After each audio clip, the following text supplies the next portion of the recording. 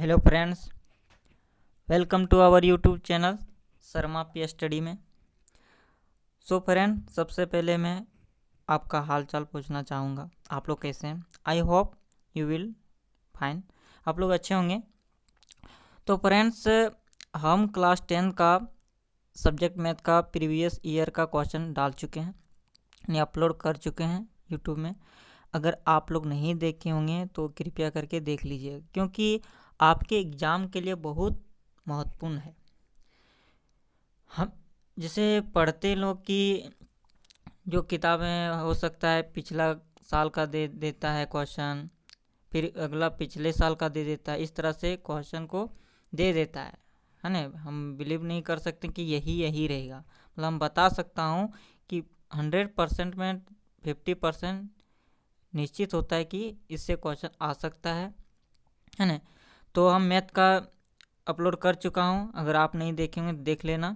और सबसे पहले मैं बोलने जा रहा हूँ, हमारे चैनल को सब्सक्राइब कीजिए। आप लोग देखते हैं, सिर्फ देखने से काम नहीं होगा, सब्सक्राइब भी कीजिए, ताकि और अच्छे अच्छे वीडियो जब हम अपलोड करेंगे तो सबसे पहले आपके पास पहुँच जाएगा। तो चलिए स्टार्ट करते हैं। आज हम बताने जा रहा हूँ साइंस का प्रीवियस ईयर 2022 के, है ना। तो साइंस का बताने जा रहा हूँ 2022 का। तो ध्यान से देखिए, ध्यान से सुनिएगा और सारे क्वेश्चन को कॉपी में नोट कर लीजिएगा, ताकि आपके एग्जाम के लिए बहुत मान्यता और महत्वपूर्ण क्वेश्चन है। चलिए स्टार्ट करते हैं। चलिए फर्स्ट क्वेश्चन देखते हैं। देखिए फर्स्ट क्वेश्चन क्या बोला है कि उत्तल लेंस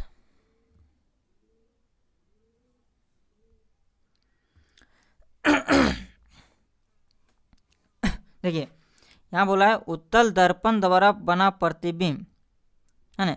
उत्तल दर्पण द्वारा बना प्रतिबिंब सदैव क्या होता है, सो पूछ रहा है। तो क्या होता है?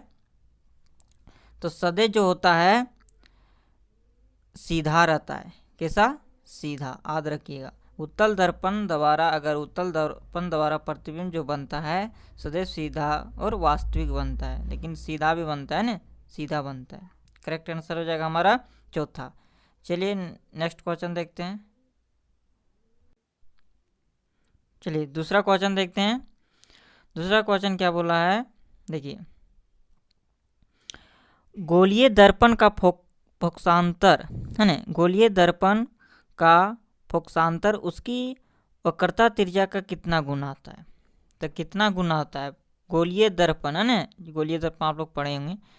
इसका जो फोकसांतर होता है ना, एफ, जो एफ होता है यहाँ से एफ, तो वक्रता त्रिज्या, जो वक्रता त्रिज्या आर होता है, कितना गुना होता है? तो 2 यानी 2f यानी 2 गुना, कितना? 2 गुना होता है। याद रखिएगा, कितना गुना? 2 गुना। इसका करेक्ट आंसर हो जाएगा मेरा 2 गुना, ये हो जाएगा करेक्ट आंसर। चलिए नेक्स्ट देखते हैं तीसरा क्वेश्चन। अवतल दर्पण की फोकस दूरी होती है। अवतल दर्पण की फोकस दूरी होगी, ऑप्शन दिया है शून्य, धनात्मक, ऋणात्मक, इनमें से कोई नहीं। तो हमारा करेक्ट आंसर हो जाएगा ऋणात्मक। कैसा होता है? ऋणात्मक। चलिए नेक्स्ट क्वेश्चन देखते हैं।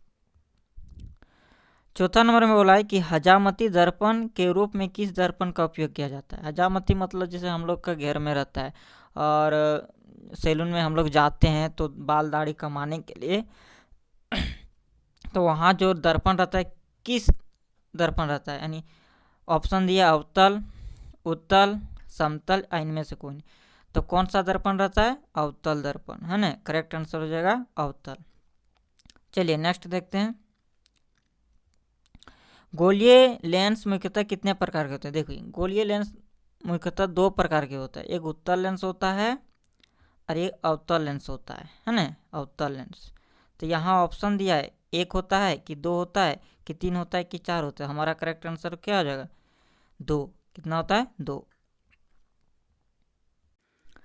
इसके बाद हम अगला क्वेश्चन देखते हैं 6 नंबर। 6 नंबर में क्या कहता है कि उत्तल लेंस द्वारा वास्तविक आवर्धित प्रतिबिंब बनता है जब वस्तु स्थिर होती है। कहाँ स्थिर होती है? जब उत्तल लेंस के, जब चित्र के द्वारा से, अब देखिएगा, है ना, जब चित्र छापेंगे तो उसके माध्यम से जो बनता है यहाँ जो चित्र लेंस है, मान कर चलो उत्तल लेंस है, और जो चित्र बन रहा है क्या बोल रहा है कि प्रतिबिंब, मान कर चलो यहाँ प्रतिबिंब रख दिए हैं, है ना, यहाँ प्रतिबिंब है और यहाँ सी होता है। अब क्या हो रहा है एफ, यहाँ तुम्हारा 2F होता है और यहाँ F, तो F और 2F के बीच जो प्रतिबिंब बनता है यहाँ से इस तरह के आता है, इस तरह का रेखा जो बनता है यहाँ प्रतिबिंब बनता है, तो हमें 2F और F के बीच बनता है। देखिए इसके बीच में आ रहा है दोनों के, तो कहाँ बनता है F और 2F के बीच में। करेक्ट आंसर हो जाएगा हमारा दूसरा। चलिए नेक्स्ट देखते हैं 7वां नंबर। 7वां में क्या कहता है कि जब प्रकाश की किरण हवा में कांच में जाती है तो वह मुड़ जाती, किसकी ओर मुड़ जाती है? ऑप्शन दिया है अभिलंब की समांतर या अभिलंब से दूर या अभिलंब की ओर या इनमें से कोई नहीं। तो हमारा करेक्ट आंसर हो जाएगा अभिलंब की ओर। चलिए 8 क्वेश्चन देखते हैं। लेंस की क्षमता का एसआई मात्रक है। देखिए लेंस की क्षमता का एसआई मात्रक क्या होता है? जूल होता है कि वाट होता है कि क्या है अग्र, है ना, अर्ग होता है या डायोप्टर होता है। तो हमारा करेक्ट आंसर हो जाएगा डायोप्टर, है ना। एक लेंस की क्षमता की एसआई मात्रक एक डायोप्टर होता है, याद रखना। चलिए नेक्स्ट देखते हैं। अगला क्वेश्चन है हमारे नेत्र में लेंस होता है, हमारा नेत्र में जो है कौन सा लेंस होता है? अवतल होता है कि उत्तल होता है कि समतल होता है कि द्विफोक्सी होता है? तो हमारा जो होता है हमारा नेत्र लेंस में जो होता है कौन सा लेंस होता है? उत्तल लेंस होता है। कौन सा? उत्तल लेंस। चलिए नेक्स्ट देखते हैं। आंख के लेंस की वक्रता त्रिज्या नियंत्रित करता है, कौन नियंत्रित करता है? याद रखिएगा पुतली होता है कि दृष्टिपटल नियंत्रित करता है कि पक्षमाभी मांसपेशियां या परितारिका? तो हमारा करेक्ट आंसर हो जाएगा पक्षमाभी मांसपेशियां, यही करता है नियंत्रित वक्रता त्रिज्या को। चलिए नेक्स्ट क्वेश्चन देखते हैं। स्पष्ट दृष्टि की अधिकतम दूरी मानक मान क्या है? देखिए स्पष्ट दृष्टि से अधिकतम दूरी पूछा है, अगर न्यूनतम दूरी पूछता तो हम जानते हैं कितना होता है 25 सेमी, लेकिन यहाँ अधिकतम पूछ दिया तो हमारा करेक्ट आंसर क्या हो जाएगा? 25 होगा कि 2.5 मीटर होगा कि 25 मीटर होगा कि अनंत होगा? तो हमारा करेक्ट आंसर हो जाएगा अनंत, क्योंकि अनंत अधिकतम पूछ दिया ना इसीलिए, और न्यूनतम तो 25 याद रखना 25 सेंटीमीटर। चलिए नेक्स्ट देखिए अगला क्वेश्चन क्या बोला है कि अवतल लेंस के चश्मे का उपयोग करके किस दृष्टिदोष को दूर किया जा सकता है? तो किस दृष्टिदोष को? ऑप्शन दिया निकट दृष्टिदोष, दीर्घ दृष्टिदोष, जरा दृष्टिदोष, इनमें से कोई नहीं। तो देखिए हमारा करेक्ट जो आंसर होगा पहला होगा, निकट दृष्टिदोष को उत्तल लेंस से, और अगर पूछा जाए दीर्घ दृष्टिदोष से तो उत्तल लेंस, याद रखना कौन सा लेंस? उत्तल लेंस। ये अगर ये नहीं पूछेगा तो ये पूछ सकता है ना। चलिए देखते हैं नेक्स्ट क्वेश्चन। तारे को टिमटिमाना प्रकाश के किस घटना को दर्शाता है? तो ऑप्शन दिया प्रकाश परावर्तन, प्रकाश अपवर्तन, या प्रकाश का प्रकीर्णन, या प्रकाश का वर्ण विक्षेपण। तो हमारा करेक्ट आंसर हो जाएगा प्रकाश का अपवर्तन, यही करेक्ट आंसर है। चलिए नेक्स्ट देखते हैं। किस अभिक्रिया में भाग लेने वाले पदार्थ कहलाते हैं? किसी अभिक्रिया में भाग लेने वाले पदार्थ कहलाते हैं, यानी किसी अभिक्रिया में। तो हमारा क्या हो जाएगा? देखिए जब भी हम लोग बनाते हैं, अगर ये भी पूछ सकता है कि संतुलित रासायनिक समीकरण क्या है ना, रासायनिक समीकरण क्या है, तो एक साइड जो रहता है उसको बोलते हैं अभिकारक, है ना, एरो के साइड रहता है उत्पाद रहता है। तो क्या बोला है कि किसी अभिक्रिया में भाग लेने वाले पदार्थ कहलाते हैं, कि कौन सा कहलाते हैं? अभिकारक। तो यहाँ पहले अभिकारक जो लगाना है इसके बाद ही उत्पाद बनेगा ना। तो कोई भी हम जैसे मान लेते हैं H2 लेते हैं प्लस O2 लेते हैं तो बन जाता है, इस दोनों मिला के तो H2O बनाता है ना। ये तुम्हारा उत्पाद हो गया और ये तुम्हारा अभिकारक हो गया, याद रखना। चलिए नेक्स्ट क्वेश्चन। समीकरण CaO CO3 उष्मा CO प्लस CO2 किस प्रकार का अभिक्रिया कर रहा है? किस प्रकार का है? देखिए कैल्शियम कार्बन ऑक्साइड दिया है और यहाँ कैल्शियम ऑक्साइड या कार्बन ऑक्साइड दिया है, तो यहाँ बुझा हुआ चूना बन रहा है ना। तो बुझा हुआ चूना यहाँ हो गया, तुम्हारा क्या बन रहा है? तो कौन सा समीकरण किस अभिक्रिया में काम कर रहा है? तो हमें ये देखना है कि क्या काम कर रहा है। देखो यहाँ दोनों था एक साथ था, और यहाँ जाकर के जब उत्पाद में हो गया तो अलग अलग हो गया। यानी जब अलग अलग कब होता है, जब वियोजन होता है। वियोजित मतलब बांटना, तब बट गया तो इसको बोलते हैं वियोजन अभिक्रिया। और संयोजित हो जाता है, इसको बोलते हैं संयोजन अभिक्रिया। इसको संयोजन बोलेंगे, इसको वियोजन बोलेंगे, इसके याद रखना हमेशा। चलिए नेक्स्ट क्वेश्चन क्या है, श्वसन कैसी रासायनिक अभिक्रिया है। तो श्वसन कैसी है, उष्माक्षेपी और उष्माशोषी और संयोजन, इनमें से कोई नहीं। तो हमारा करेक्ट आंसर हो जाएगा उष्माक्षेपी। कौन सा हो जाएगा, उष्माक्षेपी। चलिए नेक्स्ट देखते हैं 17 नंबर, निम्न में कौन सा अभिक्रिया नहीं होगी। तो निम्न में कौन सा अभिक्रिया, FeSO4 प्लस Zn या ZnSO4 प्लस Cu या CuSO4 plus Zn plus CuSO4 plus Al। तो हमारा करेक्ट आंसर हो जाएगा ZnSO4 प्लस Cu। चलिए नेक्स्ट देखते हैं, निम्न में कौन संतुलित समीकरण है। देखिए संतुलित आ गया, तो हम एक पहले वीडियो बना चुके हैं संतुलित कैसे करना है। आप लोग अगर नहीं समझे हैं तो वीडियो को अच्छा से देख लेना है ना। तो संतुलित समीकरण कैसे होता है, जैसे देखिए यहाँ एन, ये सोडियम यहाँ 1 है, तो इधर देखिए यहाँ भी सोडियम 1 है। हाइड्रोजन यहाँ 4 है, लेकिन हाइड्रोजन यहाँ 2 और ये यहाँ 3, तो ये नहीं संतुलित है। नेक्स्ट देखते हैं, देखिए यहाँ लोहा, इसको बोलते हैं लोहा स्टेक 3 है, और यहाँ देखो यहाँ भी देखना होगा, यहाँ 3 दिया है Fe, और यहाँ हाइड्रोजन देखिए 8 दिया है, हाइड्रोजन यहाँ भी 8 है। तो यहाँ ऑक्सीजन यहाँ 4 है, ऑक्सीजन यहाँ 4 है। तो हमारा करेक्ट आंसर यही है, यही होगा, क्योंकि इनमें से कौन है एक संतुलित समीकरण, तो यही हो जाएगा हमारा करेक्ट आंसर। ये तो होबे नहीं करे, आगे ये देखो ये तो नहीं है, ये भी नहीं होगा, इनमें से कोई नहीं। तो हमारा करेक्ट आंसर हो जाएगा दूसरा, है ना। चलिए नेक्स्ट देखते हैं,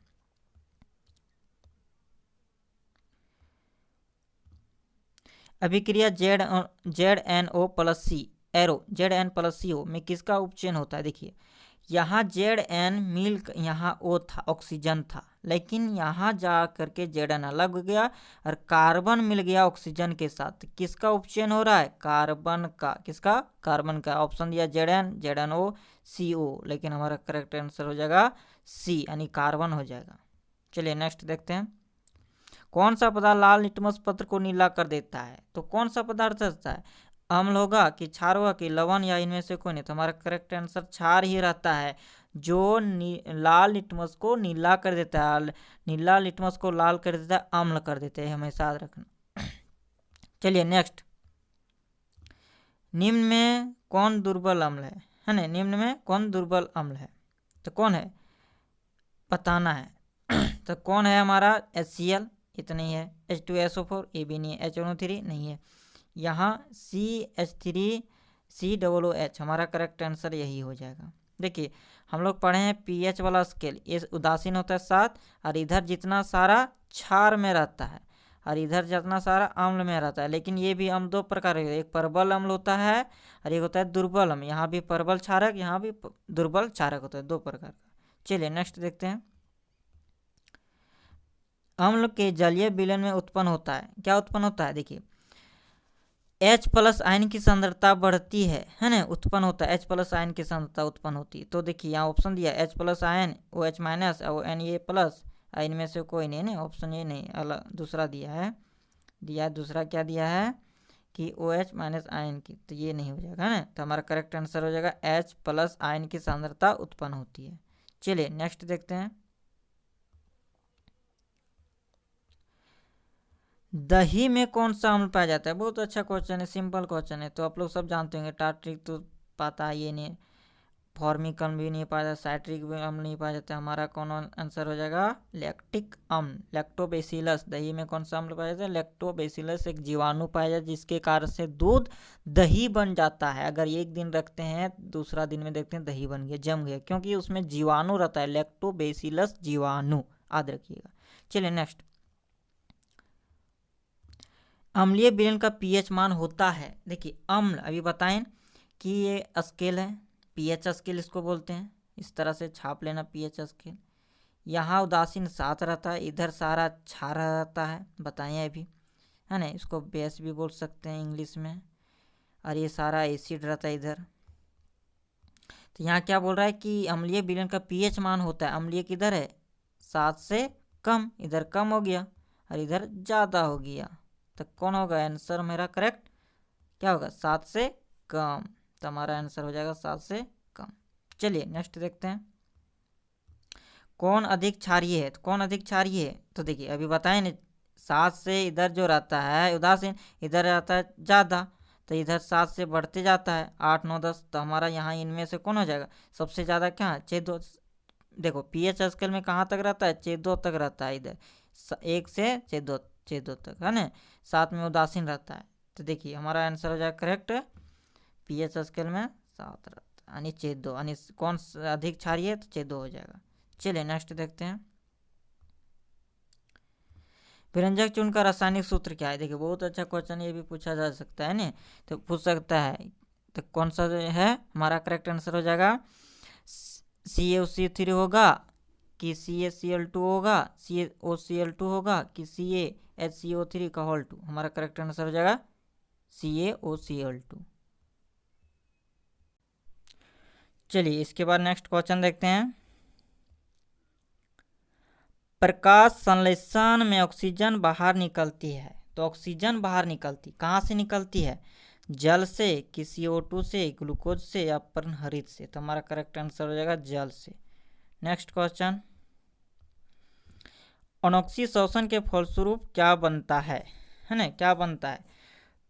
जब भी अनोक्सी शोषण के फलस्वरूप बनता है, जैसे कैसे, इस तरह से C6H12O6 जब यहाँ बनता है तो क्या बनता है C2H5 और प्लस बन जाता है कार्बन ऑक्साइड।